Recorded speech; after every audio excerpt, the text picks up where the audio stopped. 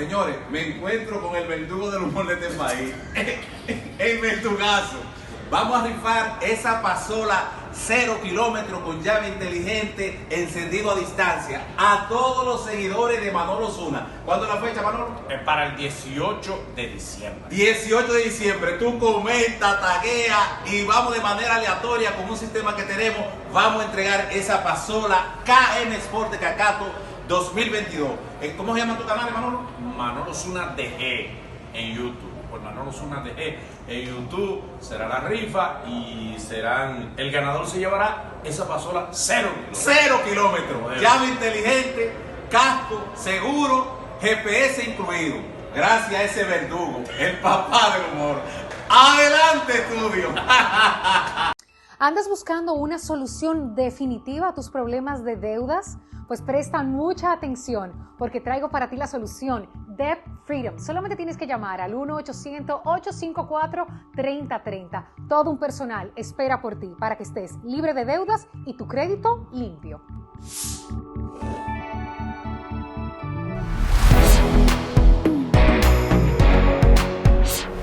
Amigas y amigos, bienvenido a una entrega más de esta serie que hemos nombrado La Otra Palabra.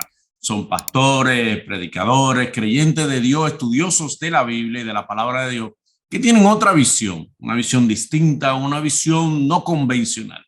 Y con esto quiero aprovechar, con este pastor amigo que vamos a conversar, quiero aprovechar para todo aquel pastor creyente que tenga otra visión de la Biblia, que quiera dar su versión, nos contacte a través de nuestro Instagram, @ManoloZuna por DM. Nos contacta por DM y nosotros muy complacidos pues lo entrevistamos, porque la intención es que cada cual aquí, cada cual que conozca, que estudie la palabra de Dios, dé su versión de la palabra de Dios, su versión no convencional. Mi intención no es promover una corriente X determinada a favor o en contra de. Mi intención es, y es lo que quisiera que el público entienda, que a veces no entiende, que yo no intento promover una corriente. Yo intento que todas las corrientes alternativas o libres de pensar y de abordar la palabra de Dios se puedan expresar a través de este humilde medio. Si usted conoce a alguien que tenga una visión muy diferente a las personas que estoy entrevistando, usted puede escribirnos a nuestro DM, @ManoloZuna en Instagram, @ManoloZuna por Instagram. Usted me escribe y hacemos la entrevista a quien sea. No tengo inconveniente entrevistar a quien realmente estudie la palabra de Dios, sea pastor o predicador, y dé su versión. Ya lo saben. Entonces, en este caso, vamos a conversar con un pastor que tengo el placer de conocer y ser compañero de trabajo en nuestro programa Hermano No Problem. Él es Sanford Medrano. Don Sanford, ¿cómo está usted?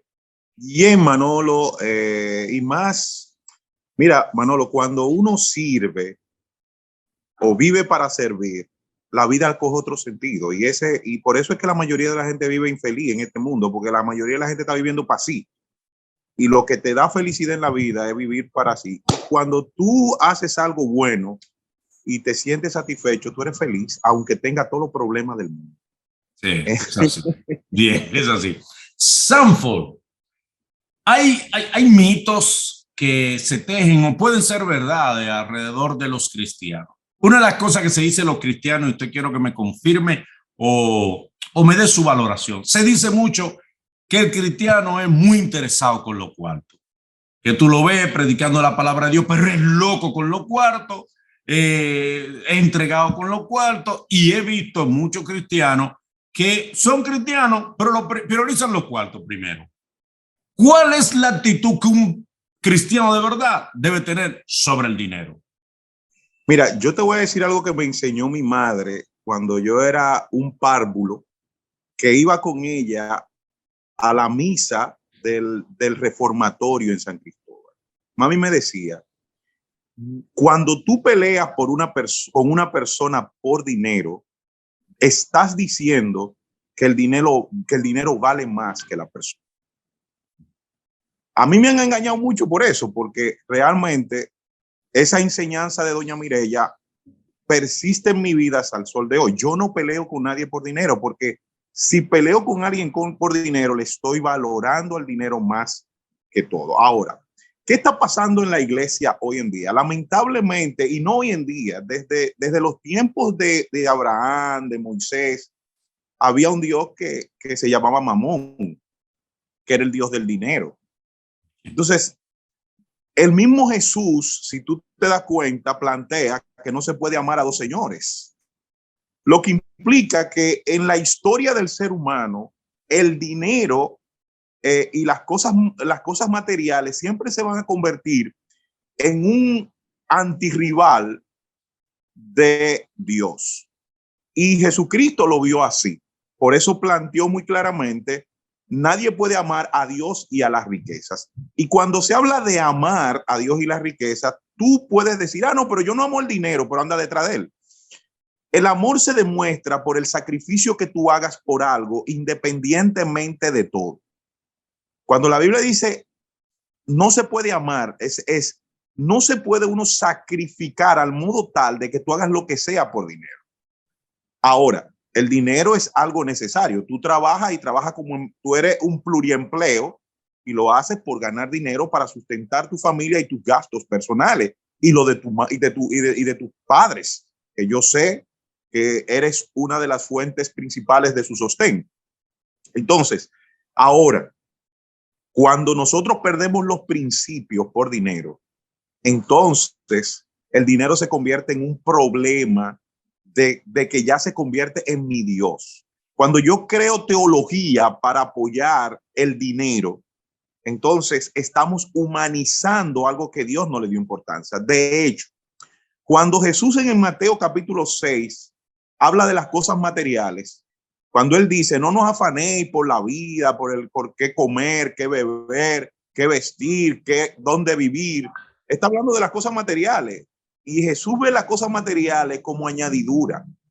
Él dice, buscad primeramente el reino de Dios y su justicia, pero las demás cosas os vendrán por añadidura, o sea, por ñapa. Ok.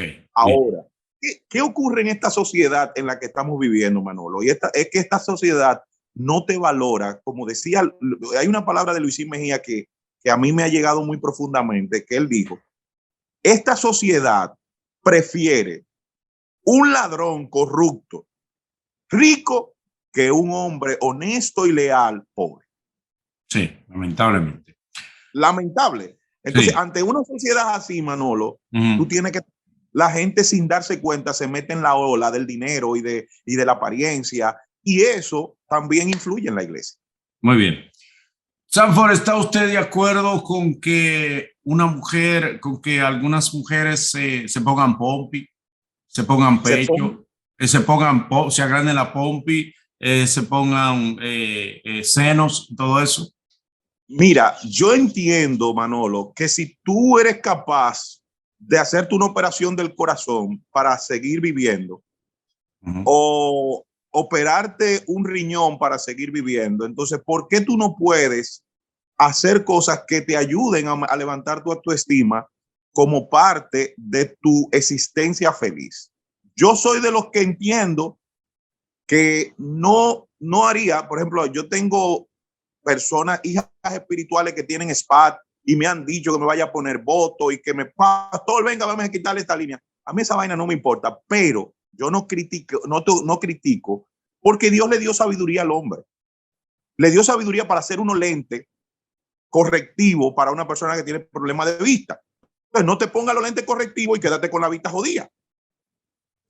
Entonces, si Dios no te dio la aventura de tener las nalgas grandes y de repente tú la quieres tener grande porque a tu esposo le gusta grande o porque tú la quieres tener grande y Dios le ha dado sabiduría al hombre para hacer eso sin hacerle daño a tu cuerpo, pues hazlo.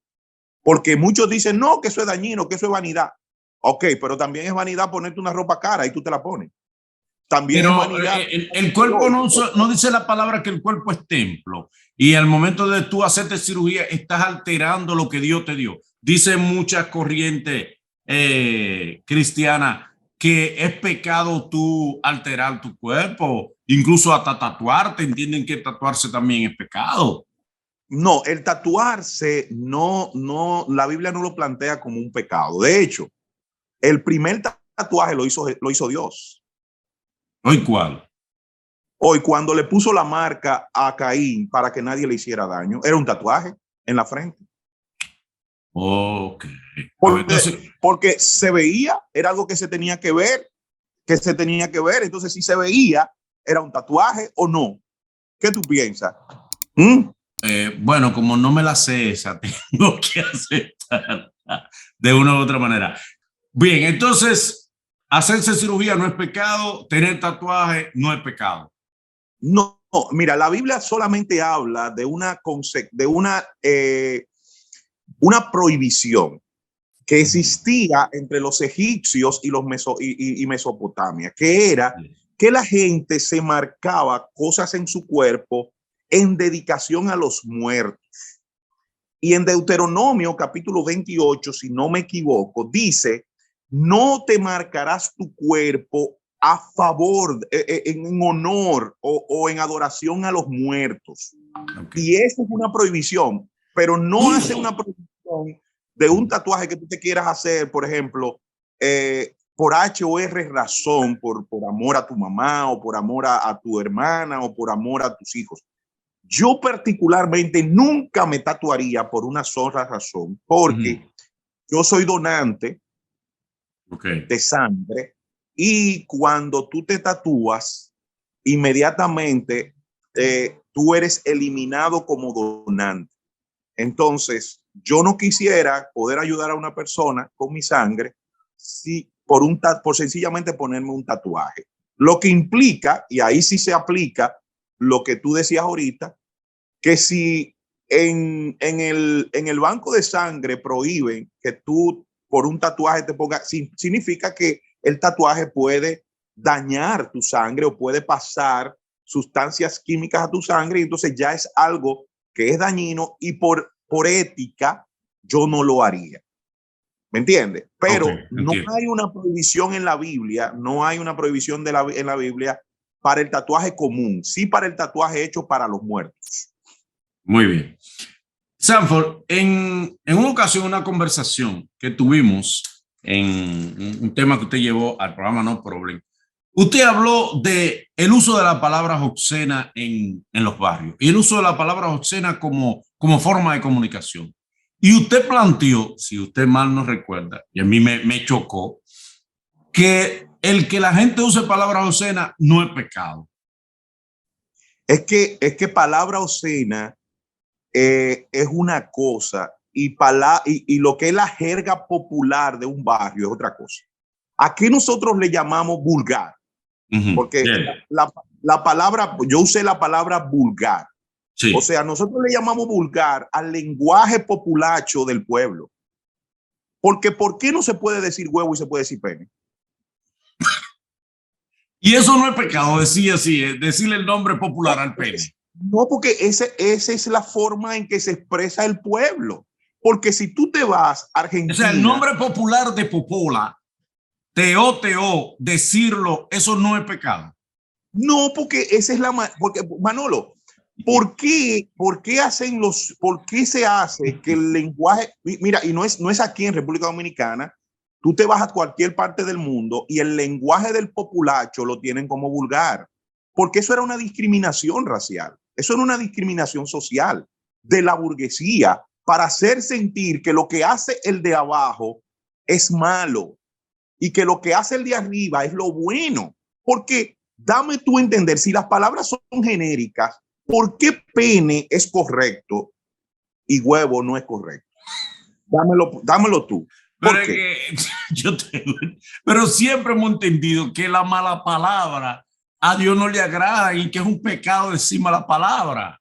Mira, la palabra dice que no usemos palabras ociosas, no malas palabras, porque no es que Manolo, cuero aquí es una palabra vulgar.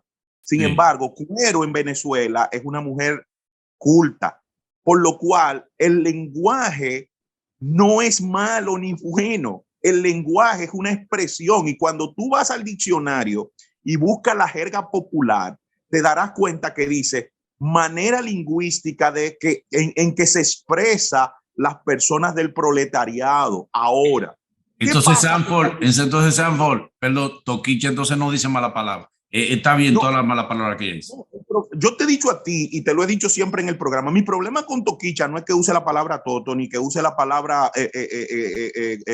todas esas palabras. Ese no es mi problema con Toquicha. Mi problema es con Toquicha, que Toquicha vende droga, Toquicha vende promiscuidad, Toquicha vende las cosas negativas, inmorales.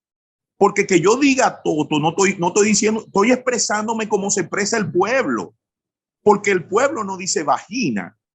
Cuando tú oyes una señora en que va donde el médico, una señora de los Minas y una señora de los Guandules, ella no le dice a la señora, doctora, miren, mi vagina tiene un problema y me está molestando. No, me dice, mi toto tiene un problema. Y no es una mala palabra.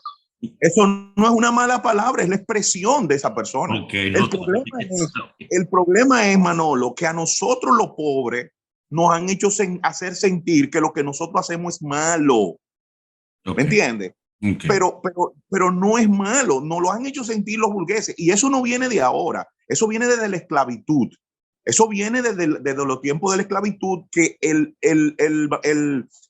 burgués denunciaba como incorrecto hasta la forma de bailar, porque hoy en día mover las caderas hoy es perverso y es malo, pero quien hace sentir al mismo pobre como pobre y como malo, y como que todo lo que los pobres hacen son malos, y eso, acuérdate que lo vimos en el programa, eso es la adversión hacia la pobreza y hacia todo lo que significa pobre, es un problema humano que se llama porolofobia.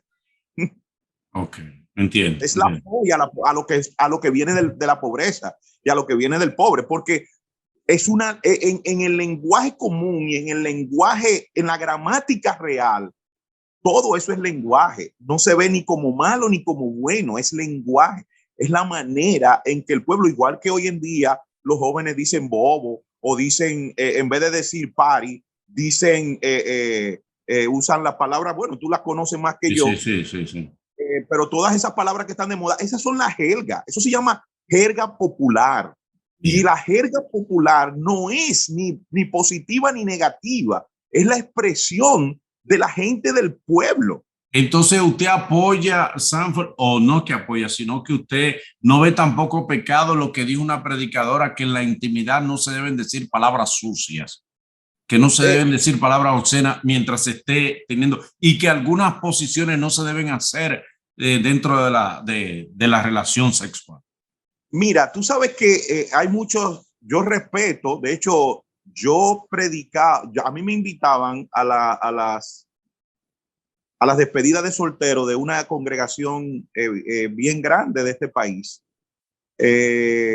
Y antes de yo hablar con los jóvenes que se casaban o con todas las parejas que estaban ahí, yo me reunía con el pastor. Le decía, dígame lo que usted cree.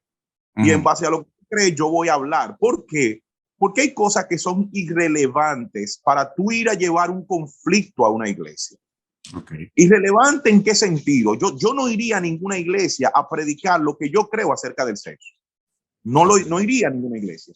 Yo se lo predico a la iglesia que Dios me ha dado la capacidad de poder pastorear. ¿Me entiendes? Pero a una iglesia que no sea mi iglesia, yo siempre tengo una conversación con el pastor, y en ese caso, por ejemplo, ese pastor no cree que el sexo oral es pecado. ¿Y qué yo hacía cuando me preguntaban del sexo oral? Decía, pregúntenle a su pastor. No daba ninguna respuesta. ¿Pero es pecado o no es pecado el sexo oral? Bueno, mira, no es pecado. Eso no es pecado. Según mi concepción, vuelvo y te reitero. Okay. Si tú vas a cantar de los cantares, plantea, cuando el esposo le está hablando a la amada, él dice, porque tu boca es como miel y qué sé yo cuánto, y como uva, y que tus pechos son como montaña de qué sé yo qué. Y después el tipo baja y dice, y la guarida de los leones. ¿Cuáles eran las guaridas de los leones? Las cuevas en las montañas. Las cuevas en las montañas. Exacto. Los leones se metían en la cueva. ¿Y cuál es la única cueva que hay en el cuerpo de una mujer?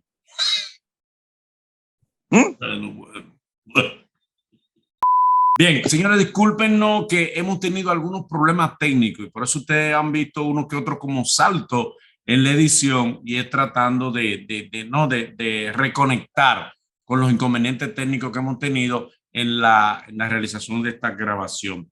Un detalle que me apuntaba Sanford que le faltó para justificar lo que él entiende que es una jerga dentro de lo que nosotros llamamos mala palabra o palabras obscenas en los barrios. Un dato histórico que Sanford quería expresar, que se le había pasado. Bueno, es el momento de que Sanford lo haga ahora.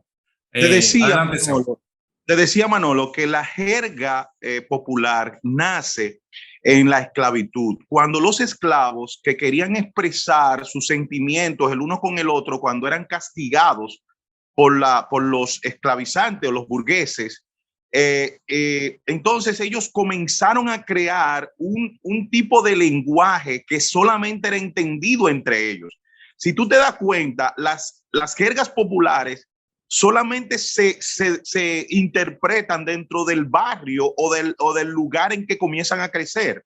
Esas jergas hoy en día se hacen mucho más populares por el asunto de las redes sociales y de la popularidad de la música urbana que transmite esa jerga a la gente, pero realmente era la manera de expresión de las emociones y los sentimientos de los esclavos sin ser identificados por los burgueses que lo esclavizaban. Y para ellos poder decir, ¿y qué pasó? La burguesía comenzó a hacer sentir que los que ellos hablaban era vulgar.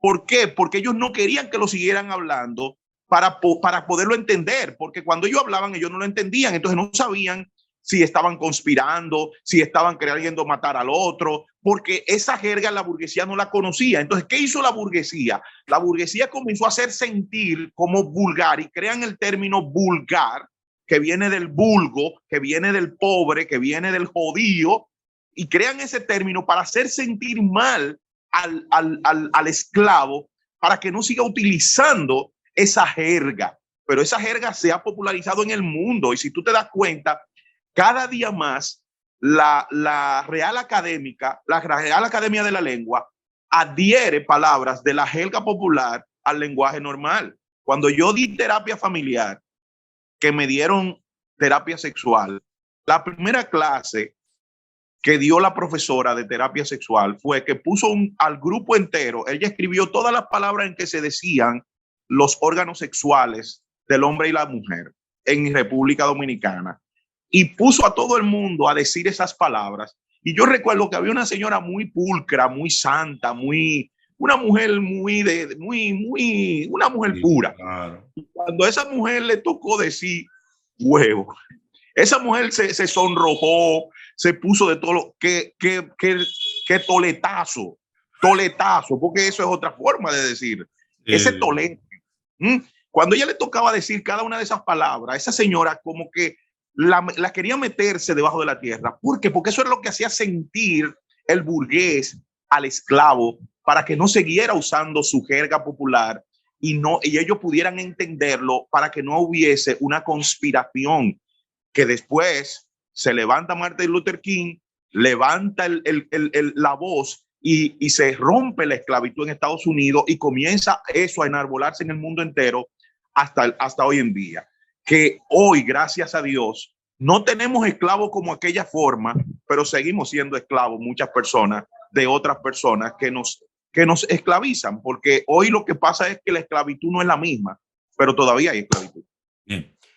Otro concepto que me pareció como interesante, que bueno que la gente conozca, que usted tenía, es de la música cristiana. Usted decía como que no existía, que no se hacía música cristiana. Que no recuerdo bien si usted decía que toda la música era secular, que la música cristiana per se no existía, porque como que hay hay una corriente de música cristiana que es como ambigua, que tú no sabes si le están cantando a Dios o le están cantando a una pareja. Fíjate, lo sigo persistiendo. Todo esto ¿Cuál es su concepto sobre lo que conocemos como música cristiana? La música cristiana no existe. Hoy existe la música religiosa comercial. pero no existe música cristiana real. La música cristiana existió cuando Olga Nova, cuando Percy Melo, cuando Tanilao Marino, esa gente que le cantaban la palabra y exaltaban a Dios. Hoy en día, mira, hay un libro que yo entiendo que tú debes leerlo, se llama La cultura mainstream. La cultura mainstream es un libro escrito por un francés como tesis de grado, y él estudia los fenómenos populares del mundo, del espectáculo, de la televisión, de las marcas, etcétera.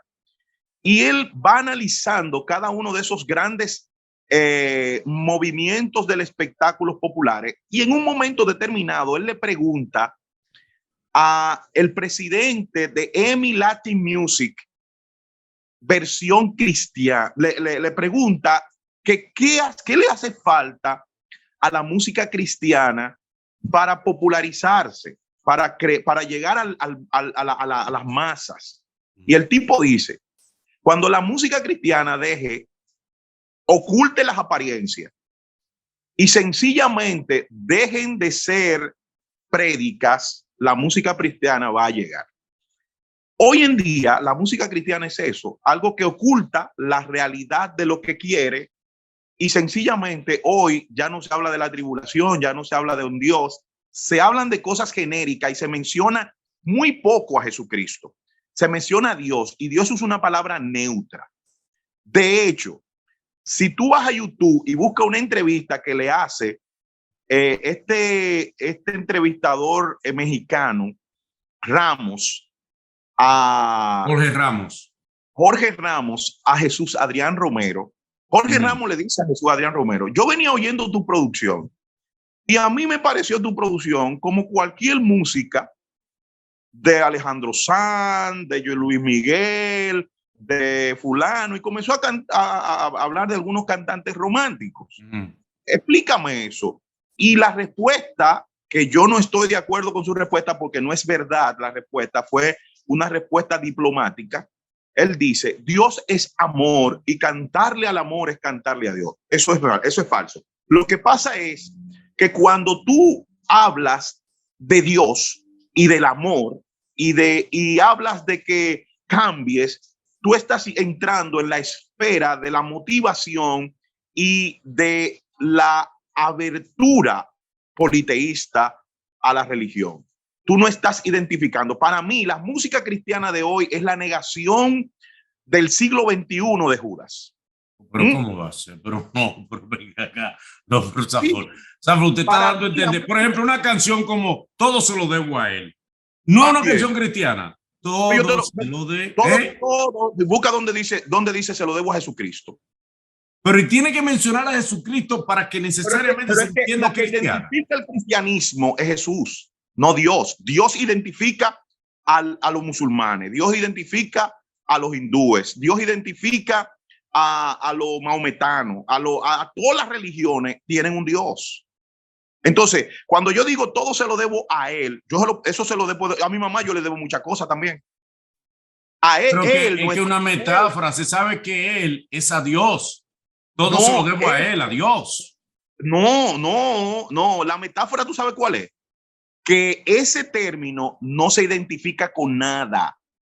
Eso te lo deja al aire. Y tú te identificas con tu Dios, yo me lo identifico con el mío. ¿Por qué? Porque si yo menciono a Jesucristo, Jesucristo no es popular. La palabra Jesús no es popular. Jesucristo no es mainstream. Y como Jesucristo no es mainstream, porque Jesucristo es, fíjate una cosa, cuando esta niña ganó el primer lugar en los 400 metros, la chica de San Gregorio. Sí, cierto. Cuando esa chica ganó, ella decía, Jesús, te doy gracias. A ella no le enfocaron eso. ¿Tú sabes por qué? Porque decía Jesús. Si hubiese decidido God, Dios, te lo debo a ti. Se lo enfocan de una vez. Pero en mencionar y orarle a Dios no es orarle al Altísimo, al Superior, al Papá de Jesucristo. No, cuando tú estás orando al Dios de la Biblia, tú estás orándole al Dios de la Biblia. Pero fíjate que cuando tú en una canción pones Dios, tú estás hablándole a cualquiera, pero esa canción en específica, la que tú mencionaste, no menciona ni Dios. Dice, se lo debo a él. Pero esa canción se la puedo yo dedicar, te la puedo dedicar yo a ti, porque un día que tú me hagas un favor, o la señora, o la persona que tiene su mamá, que le debe mucho, le puede cantar esa canción también. Pero Oye, la canción, por ejemplo, hay un río de vida que vive en mí, que haga el ciego ver, ese de Dios. Ese de Dios. Pero ahí hay una historia bíblica. Ahí hay una historia bíblica que identifica la palabra. ¿Me entiendes? Sí. Ahí hay una historia bíblica que identifica la palabra.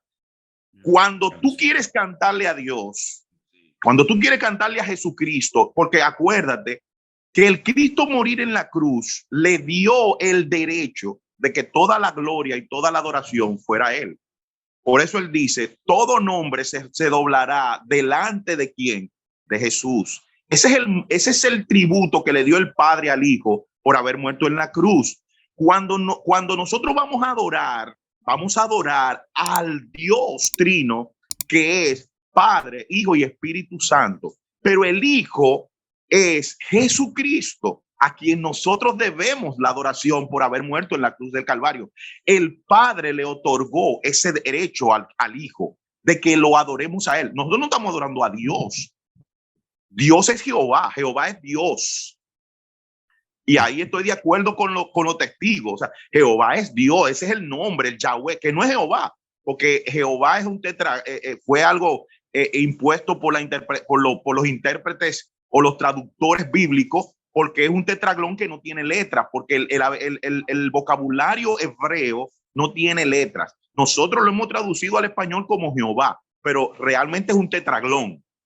Sanford, hay un término al que yo personalmente no voy a expresar mi opinión, pero bueno, se lo voy a preguntar a usted para no contaminar, ¿no? Yo sé que como quiera no voy a contaminar su respuesta, pero sí no quiero prejuiciar al público. Y es el término de que la pobreza es un don. Ser pobre, desbaratado, sin cuarto, pasar trabajo que te lleve el diablo, es un don. No, eso no es un don ni tampoco es un mal. ¿Entiendes? No es ninguna de las dos cosas. Dios no, de lo primero es que Dios no le importa, no voy a usar la palabra no importa porque podría usarse como peyorativa. Dios no está preocupado de si tú eres rico o si eres pobre. Acuérdate que cuando a Jesús le fueron con esa, Jesús le dijo, porque la Magdalena le había regado el perfume en sus pies, y el famoso Judas había dicho, pero ven acá, eso se hubiese usado para él robárselo, ¿no? Él le dijo, acuérdate que los pobres siempre lo tendrán. Por lo cual, Jesús no entiende que ser pobre es un problema, porque el pobre tiene una ventaja, que yo siempre lo he dicho. El pobre tiene la ventaja, Manolo, de que su proveedor es Dios. Eso es una ventaja, que tú saber que tu provisión viene de Dios. El rico tiene una desventaja, que yo la dije en el programa y te la vuelvo a repetir aquí en tu programa. ¿Cuál? El rico tiene una desventaja y es que ya él no tiene motivación. Mira, antes de ayer me llamó una persona que no tiene problema económico, no tiene ninguno. Problema económico no tiene ninguno. Llorando de aburrimiento, llorando de ansiedad, de falta de motivación. Porque cuando tú ya tienes un yate, tú no vas a luchar por un yate. Sí, Sanford, pero el problema de él es ese. Pero el problema del pobre es mayor, porque el problema del pobre es deudas, insuficiencia económica. Viven a lo mejor en un sitio que no quisiera vivir y no puede vivir porque hay mucho ruido, mucho escándalo, pero que no se puede mudar. Los ricos tienen más deuda que tú y que yo. Sí, pero la deuda de él es saldable, es manejable. Sí. Pero el pobre tiene más precariedad, el pobre tiene más dificultad, pasa más trabajo. El pobre tiene que hacer una fila, levantarse de madrugada, hacer una fila para coger un dichoso carro público que es empujándose uno con el otro. Va en un carro que van apiñados, van en una guagua, un metro y van apiñados. El pobre la pasa demasiado difícil. Entonces, el pobre es que la lleva forzada en este mundo. El rico vive en el paraíso y los pobres, la mayoría, viven en el infierno. No, Manolo, es que tú tú piensas que el paraíso es dinero. Y No, si fuera así, no, yo estoy diciendo no por el dinero, sino porque, oiga esto, un pobre que se lo comen los mosquitos porque no puede poner un aire, tiene que poner un abanico. Un pobre que vive en un barrio lleno de ruido, de bulla, de inmundicia, pero que no se puede mudar de ahí porque vive en precariedades económicas. No pero la está si tú- pasando pero bien. si tú te das cuenta, Manolo, yo te voy a decir una cosa, Manolo. Tú eres más feliz ahora que tienes esta posición económica que antes cuando vivía en los Tres Brazos. ¿Mm? ¿Tú eres más feliz ahora? Sí, Sí. O sea, en Sí. sinceridad. En la sinceridad. sinceridad sí, soy más feliz ahora. Sí. Porque ahora, esa felicidad, ¿te la ha dado lo que tienes o te la das tú mismo? Me la ha dado Dios. Perfecto. Entonces, fíjate que la diferencia no es lo que tú tienes. ¿Por qué, Manolo? Porque si fuera así, como tú estás planteando, de que el rico vive en el paraíso y el pobre por sus precariedades, no. A veces los pobres disfrutan más que los mismos ricos.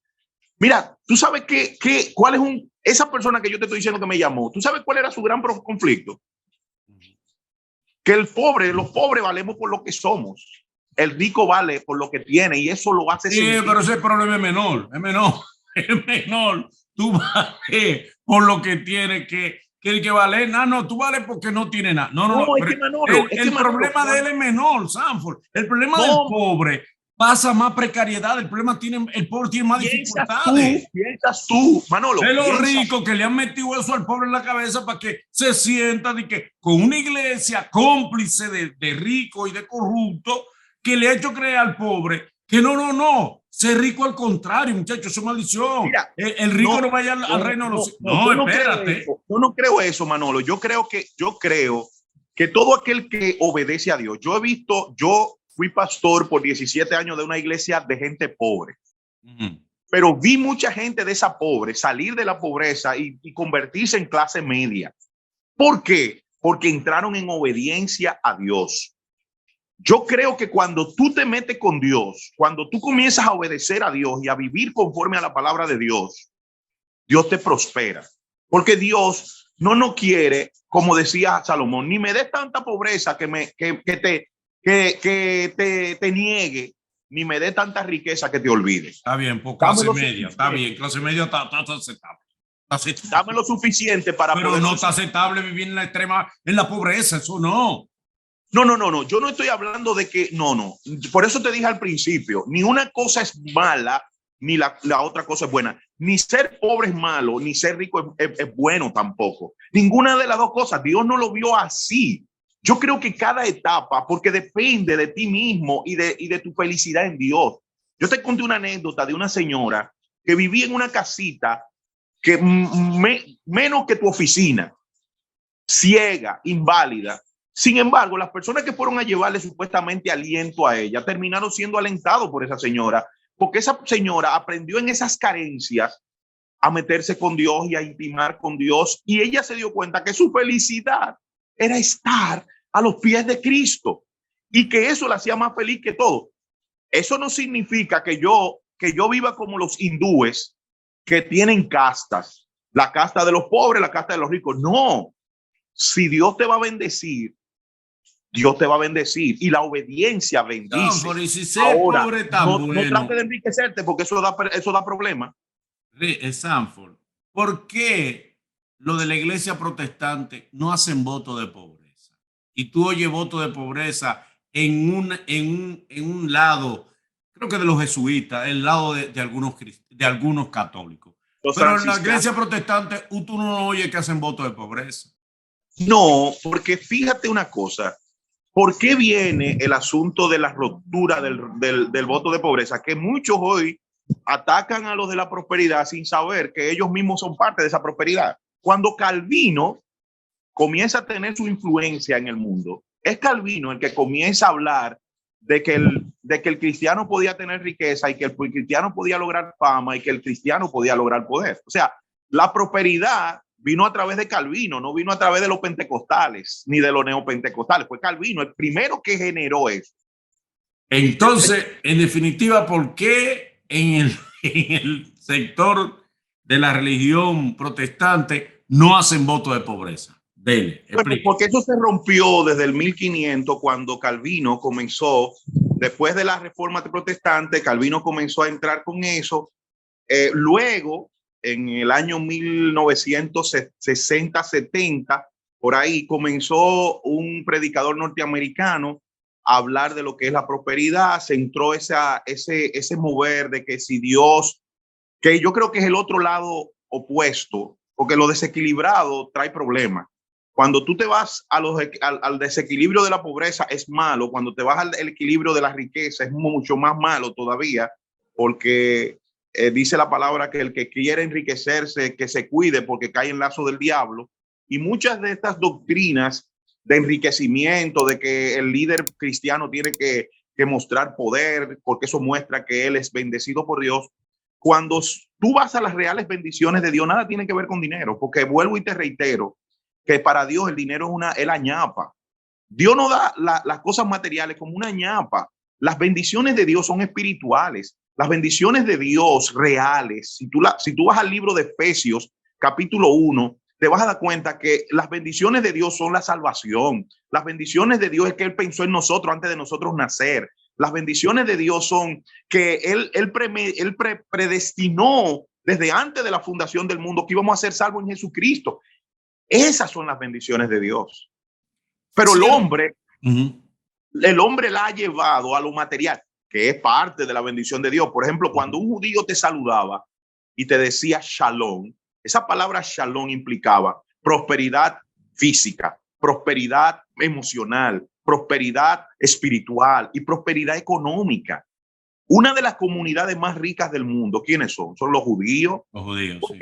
Dios prospera, pero para el judío, mira, a mí me impresionó mucho ir a la iglesia, a la casa de un del rabino dominicano, que es el rabino que le da cobertura a Haití, a las islas.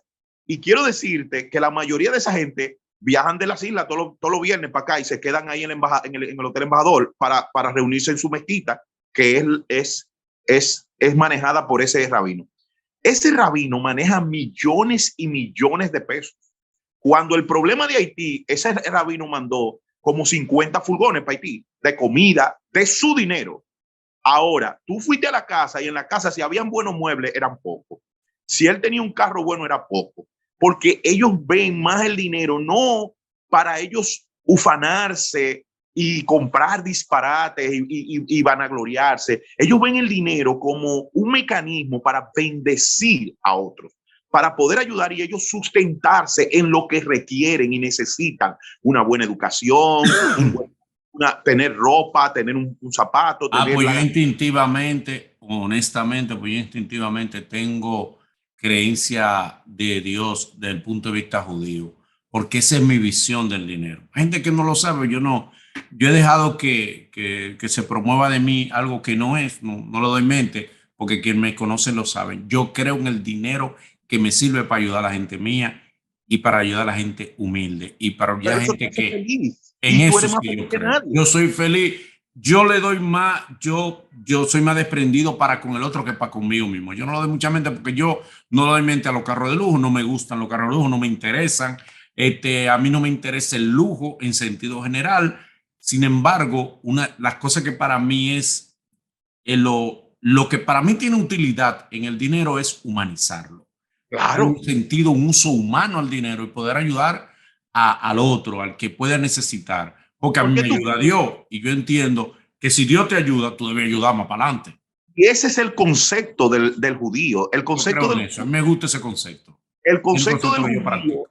Mira, esa gente diezman, pero diezman de verdad. Eso no es que como los cristianos de hoy en día, que son ricos y van y llevan, se están ganando 50 mil millones de pesos y van y llevan a la iglesia 1 millón y el pastor se queda tranquilo con eso porque ya le selló la cabeza al pastor. No, esta gente diezman con verdad. Y esos rabinos manejan cuarto, no chile. Ahora, a propósito de eso, Sanford, yo tengo un concepto del diezmo. Voy a hablar en serio porque la gente relaja mucho con que tú te fuiste de tal sitio por no diezmar. No es cierto, no es cierto. Yo tengo, mire cuál es el concepto mío del diezmo. Yo creo en el diezmo prorrateado. Paso a explicar.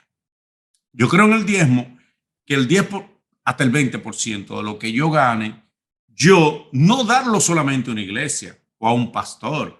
Es ese 20% o ese 15% o 20% de mi ganancia, darlo a gente que necesita, a familiares que necesiten, a personas que están en la calle, a fundación, a gente humilde, a iglesia también, a ayudar a quienes... No está bien ese uso de ese diezmo. Mira, el diezmo, lo primero es que el diezmo se ha comercializado. Ok. Y se ha jugado con él.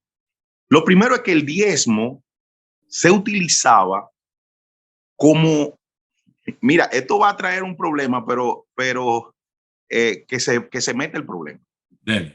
El diezmo era algo que se utilizaba para comprar comida, para tú compartirla con tu propia gente. ¿Cómo era el asunto? Explíqueme eso. Por eso es que, fíjate qué dice la Biblia. Uh-huh.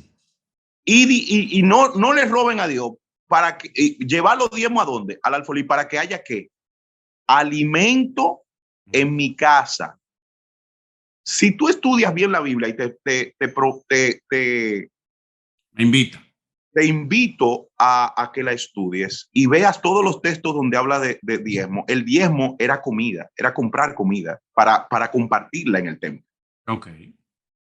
No era dinero. Lo que se le daba lo otro se le daba a la tribu de Leví, que eran los servidores. No era una persona en particular. Hoy lo han particularizado porque a los líderes le conviene particularizarlo. Algunas corrientes, el diezmo es del pastor. Otras corrientes, el diezmo es para todas las necesidades de la iglesia y sustentar al pastor. Pero el diezmo era una comida. Ahora, como te digo una cosa, te voy a decir otra. El concepto que tú tienes es el concepto de Dios de dar. El concepto que tú tienes y el que tienen los judíos, el concepto de Dios. Pablo dice en segunda de Corintios, capítulo 9 y 8, Pablo dice, el que siembra escasamente, segará escasamente, y el que siembra abundantemente, segará abundantemente. Y dice, y haya semilla en tu cementera, o sea, en tu almacén, haya semilla, porque Dios bendice al dador alegre, y él te suplirá para toda tu necesidad, para que tú des liberadamente. Amén. En el concepto del Nuevo Testamento es, Dios te va a bendecir y te va a dar, pero ¿tú sabes con qué propósito? Con que tú comiences a soltar. Exactamente, sí. Para que cuando tú sueltes, el tú soltar va a producir acción de gracia, porque cuando tú le llevas una comidita a una gente necesitada, ¿qué es lo que la gente dice? Gloria a Dios. Sí, sí, es cierto.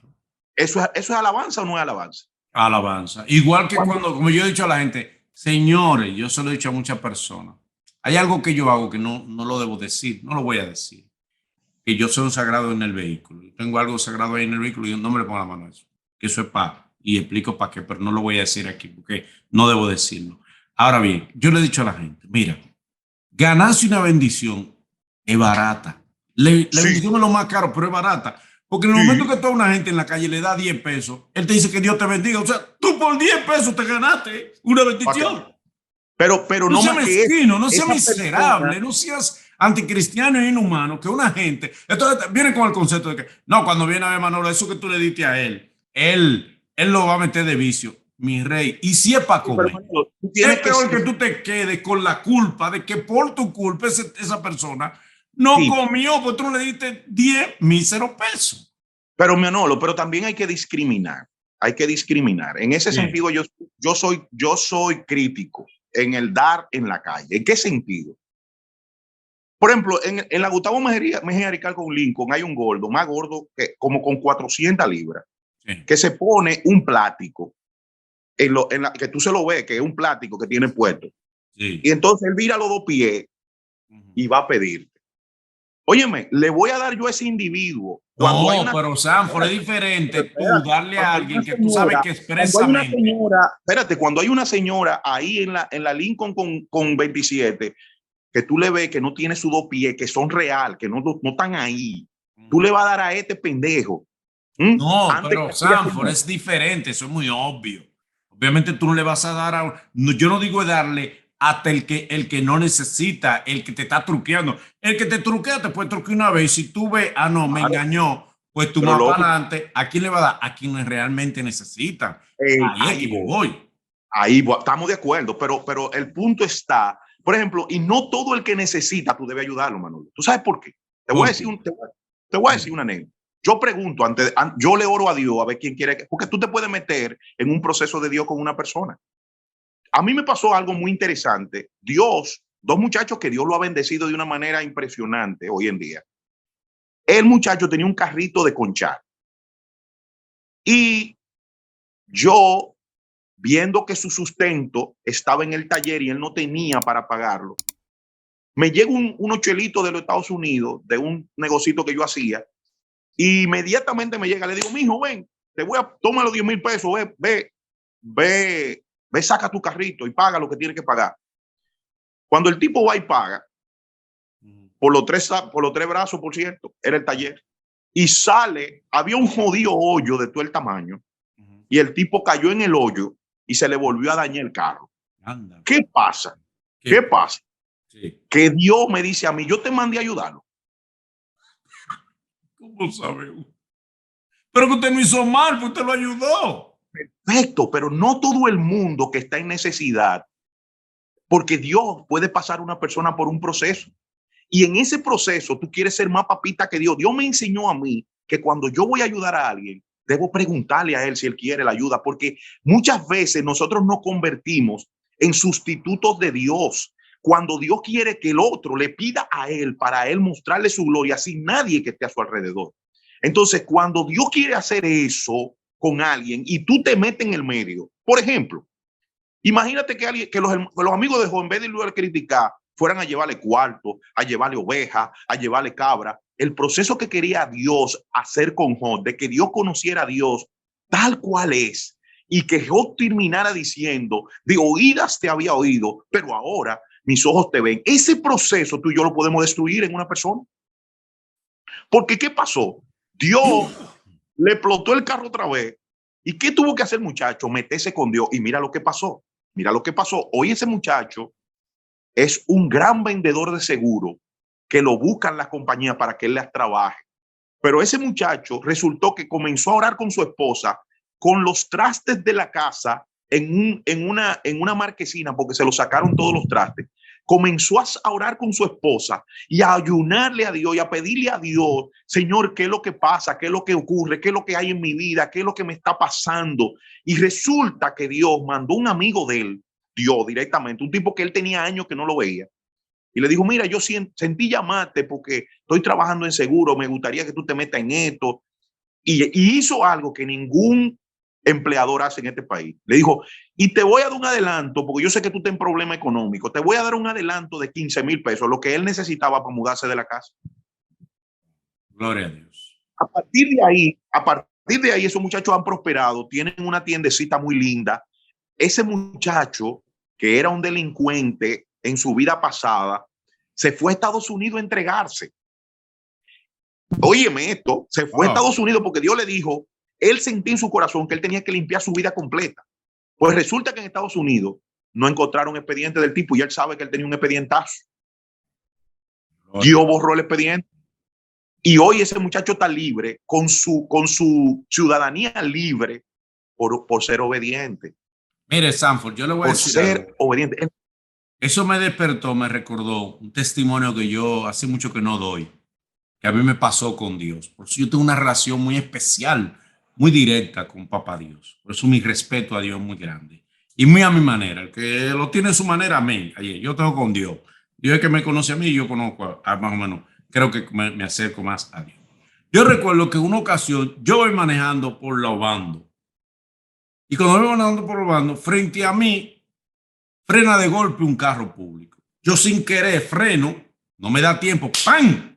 Y lo impacto, pero levemente. Y le tumbo como el bonete de atrás, la vaina de atrás.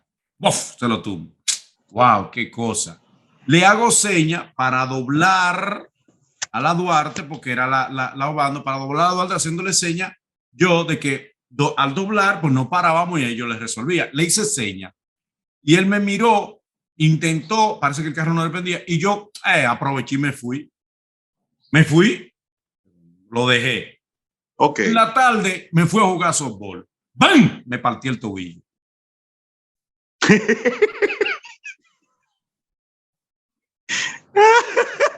Partí el tobillo. Y yo sentí que Dios me dijo, te fuiste y no debiste ir. Wow, eso me impactó. Porque yo dije, wow, Dios me dijo, tú eres mío, tú no tenías que ir. Claro. Tenías que ese pobre ser humano, al doblar, ayudarlo, porque tú fuiste que lo chocaste. Claro. Después, Pero, ¿sabes qué me pasó? Me pasó al revés. Me pasó en una ocasión. Entonces, como aprendí esa lección, me pasó en una ocasión que estoy preocupado, llevo el carro me tiene un sonido raro, no sé, me pasó entonces con otra persona, frené, le di, y entonces sí me tiré a ayudar a la persona. Me dijo, no, está todo bien. Era un señor mayor. Él fue que frenó y echó para atrás y me dio a mí. Y yo, wow, me dio. Y yo me paré. El señor me ofreció como un par de pesos y le déjalo así, ¿qué vamos a hacer? Increíble, pero cierto. Cuando seguí, le quedó un ruido al carro. Fui al taller y cuando voy al taller, me dice el tipo, ¿y qué fue lo que tú hiciste? Tú te trayaste de una pared. Digo, no, fue un choquecito, algo leve. Y mira, ve que tiene los 4 soportes del motor de baratado. ¿Y por cómo va a ser? Digo, pero no puede ser. Están los 4 soportes de baratado. Tú te trayaste de una pared. Digo, no. Wow, padre mío, ¿y qué fue? Y ahora que me paré, fui a asistir al hombre. Me dio ganas de maldecir a ese señor mayor, porque fue por él. Lo dejé así. En la tarde me llaman de un sitio que hace un año me debían un dinero y me dijeron, aquí está tu dinero, venlo a buscar. Y con eso yo arreglé los 4 soportes. pero y eso es Dios, Manolo. Mira, eso es Dios. Y yo tengo una relación con Dios muy personal, pero muy personal, no religiosa. Mi relación con Dios es muy personal. Pero yo te puedo decir 1.000.000 de ejemplos igualitos que esos. Igualito, de lugares que yo he ido. Yo fui un día a un campo, a Nagua, a 30 kilómetros después de Nagua. O sea que después de Nagua tú tenías que dar o 70, 80 kilómetros después de Nagua. Tú tenías que recorrer más que lo que recorriste de la capital a Nagua. Y yo recuerdo que predicamos, amanecimos en un colchón en el piso, nos fuimos a bañar en un río, porque no había agua por ningún lado. Y al otro día, la pastora de esa iglesia me dijo, Dios me lo bendiga. Y yo recuerdo, Manolo, y esto Dios sabe que es así, que yo no tenía cuarto para regresar con gasolina. Yo esperaba en la ofrendita que iban a dar para echarle la gasolina al carro. Sí. Y yo digo, Dios mío, ¿y ahora qué? ¿Cómo me hago yo? Porque yo tengo que llegar a la capital. Yo le dije, Señor, este carro es tuyo. Manolo, quiero decirte que yo duré una semana sin echarle gasolina al vehículo. Y yo estoy claro de que yo no tenía gasolina para ir de y vuelta. Yo no tenía gasolina para ir de y vuelta. Y yo duré una semana dando ruedas con la misma gasolina. Pero cuando llegué a la capital, una persona fue con un sobre a mi casa. Me llevó 10,000 pesos como a los 4 días. Y esa era la ofrenda. Ese es el Dios que yo he conocido hasta el día de hoy. Por eso, Manolo, cuando tú conoces a ese Dios sustentador, a ese Jehová que provee, el dinero no se convierte en algo importante. Hay una anécdota interesante en la Biblia de lo que es la importancia del dinero cuando tú conoces a Dios. ¿Tú te acuerdas que los pescadores en la pesca milagrosa no habían pescado nada? ¿Qué significaba el pescado para ellos? Era su dinero. Era su fuente de ganancia. Su sustento. Sin embargo, cuando ellos se van con Jesús y entran al fondo, a lo profundo, y Jesús le dice, tiren la barca, y Pedro dice, la vamos a tirar en tu nombre, porque nosotros no hemos pescado nada y nosotros somos especialistas en esta vaina, que tiran la red y la red se llena de pescados y llaman a los pescadores que estaban alrededor, le decían que vengan y se llenaron todos ellos. Cuando ellos llegan a la orilla, ¿qué ellos hacen con los peces? ¿Los sueltan en banda? Los sueltan en banda. ¿Tú sabes por qué? Porque cuando tú te encuentras con el Dios maravilloso, cuando tú ves que tu Dios es capaz de sacar de donde no hay, lo material se convierte en algo estúpido, en algo innecesario, porque tú sabes que Dios te lo va a proveer, que Dios te lo va a sacar de donde sea, Manolo. Dios saca de donde sea. Ahora, cuando tú eres un asalariado, como dice la palabra, que te metiste al evangelio y te metiste a la iglesia en búsqueda de cuarto, tú nunca vas a conocer al Dios del poder, ni al Dios sobrenatural.